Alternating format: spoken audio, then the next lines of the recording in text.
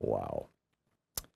It just an amazing day. By the way, Donald Trump already 644 days to the midterm elections, by the way. Donald Trump is already starting just massive lies. I mean, overnight, he tweeted out, the United States military just entered the great state of California and under emergency powers turned on the water flowing abundantly from the Pacific Northwest and beyond. The days of putting a fake environment argument over the people are over. Enjoy the water, California. This is just complete BS. California had to answer, pointing out that, quote, the military did, this is from California Department of Water Resources. The military did not enter California. The federal government restarted federal water pumps after they were offline for maintenance for 3 days. State water supplies in Southern California remain plentiful. But the corporate-controlled media are just sane-washing the crap out of this. Oh, you know, Donald Trump is helping water into the, over on social media. Just in, Trump announces he sent the military into California to force water from north to south instead of dumping it in the ocean. Holy crap. Figured out who's boss yet, Gavin Newsom? And, you know, going on and on from there. It's crazy. But my op-ed today, and it kind of speaks to this. It's called Crashing the Economy, Trump's Blueprint for Power and Profit. Democrats are warning, signaling a warning, and I posted this over at Daily Kos as well. Democrats are pointing out that Trump's threats to increase our national debt by as much as $7 trillion, that is the cost of another round of tax cuts for billionaires, shift billions of Treasury dollars into crypto, and impose tariffs on imported goods. Any one of those three things could cause an economic crash. All three of them might be a perfect storm. And Trump seems unconcerned. And the Republicans, they're meeting down at Doral, or at his shabby Doral Golf Club down in Florida today, right now, to plot what they're going to do. They don't seem to worry either. Now, to the average person, the idea of a recession is pretty grim. I mean, millions of people lose their jobs. People have to sell their 401ks at a loss out of desperation just to pay the rent and buy food. It's a horror show for average people, particularly in a country where 54% of Americans right now live paycheck to paycheck. So why isn't Trump worried about this? Why are Republicans not worried about this? Why are the billionaires who put Trump and the Republicans in power not worried about this? Well, the reason is very simple.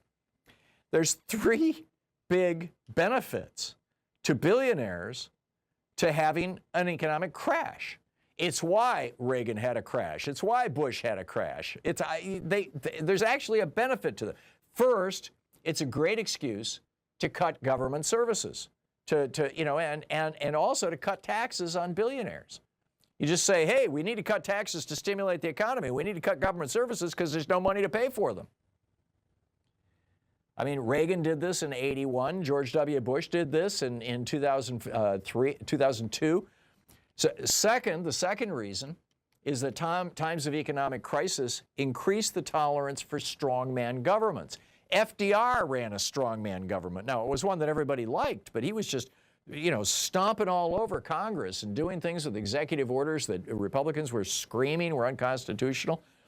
People were freaked out. They wanted a strong government. In Europe, Hitler used the Great Depression as the rationale for his enabling acts, which gave him rule by decree.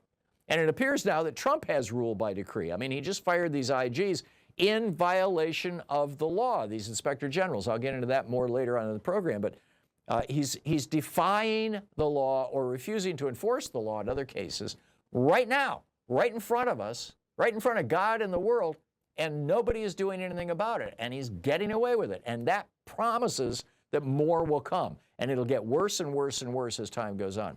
So, secondly, times of economic crisis, increase the need or the demand for strongman government. And in fact, this is where it's getting wild. 58% of young people, Generation Z people in the United States, say they trust social media more than traditional news. 45% now believe women have gained too many rights. The number of young men who believe that women have too much power in the United States has increased from 32 to 45% in just 5 years, while 52% say they trust what readers see on social media. And then third, and this is the big reason, billionaires love economic crashes. I remember sitting in Gloria Swanson's apartment back in the 1980s having dinner with her, and she was on the board of our children's village.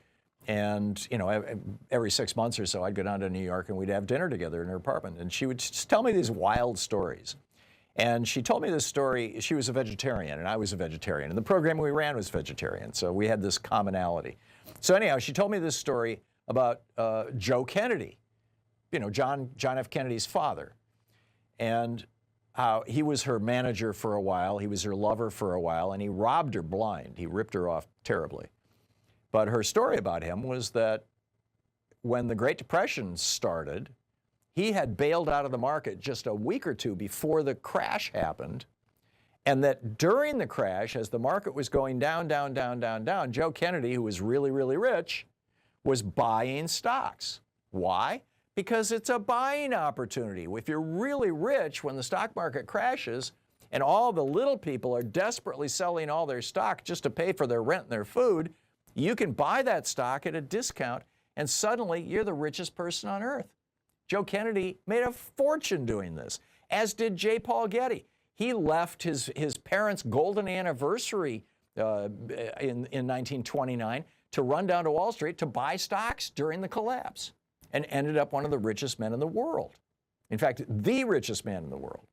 He said it was the opportunity of a lifetime to get oil companies for practically nothing, which is exactly what he did. And this is what we saw this during the Bush crash, right? During the Bush crash in 2007, home prices dropped 21%. This was when, you know, there's millions of homes now owned by big corporations, hedge funds and big corporations out of New York, investment vehicles. This was when most of them were purchased, or many of them. Over 10 million Americans lost their homes to predators like Steve Mnuchin. The stock market lost over 50% during the Bush crash. Its all-time peak was on October 9th, 2007 at 14,164. It collapsed to 6,594. While 8 million Americans lost their jobs and were wiped out, the billionaires came in and started buying stocks that were being unloaded by working class people from their 401ks, even though they had to pay a penalty. Between 2009 and 2012, the bottom of the Bush crash and the beginning of the real recovery, the top 1% of Americans saw their income grow by over 31%. 95% of all income gains during that period were the top 1%. The S&P went up 462% by 2020. If you had invested in 2009 $1 billion, just 11 years later, you would have $4.6 billion. And then they did it again 10 years later during the Trump COVID crash. And this was, you know, again, the billionaires became insanely wealthy. And they don't have to pay taxes on this money. I mean, just that one year, 2020, the world's billionaires saw their wealth increase by a full 54%.